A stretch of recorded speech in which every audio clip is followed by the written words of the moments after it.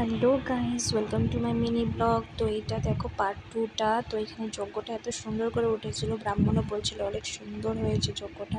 আর এদিকে দেখো সবাই একটু ইমোশনাল হয়ে গিয়েছিল, কারণ মা আবার 1 বছরের জন্য চলে যাচ্ছে। তারপর তোমাদেরকে দেখো আয়নার মধ্যে আমি মার মুখটা দেখিয়ে দিলাম, এটা সবাইকে দেখতে হয়। বিসর্জন করে দিয়েছিল মাকে। আর এদিকে সবাই আমরা গ্রুপ মিলে বসে পড়েছি ফটো তোলার জন্য। মামা বলছে এবার সবাই মিলে একটা ফটো তুলে নিয়ে চলো। তো মাসি ক্যামেরাটা করছিল, আর এদিকে দেখো প্রসাদ নিয়ে নিয়েছি। তারপরের দিন পূজার প্রসাদটা আর কি। তারপরে সন্ধ্যাবেলা দেখো সবাই মিলে একটু কীর্তন করতে বসে গেল, কারণ আমাদের আগের দিন পড়া হয় না এতটা, তারপরের দিন আবার বইটা পড়া হয়। তো দেখো এইদিকে মাকে এখন সবাই মিলে বরণ করবে, আমিও করেছিলাম। তো মনটা অনেকটা খারাপ লাগছিল, ভালো লাগছিল না। আর এদিকে দেখো সবাই মিলে একটু সিঁদুর খেলা হচ্ছিল, সবাইকে সিঁদুর পরিয়ে দিচ্ছিল।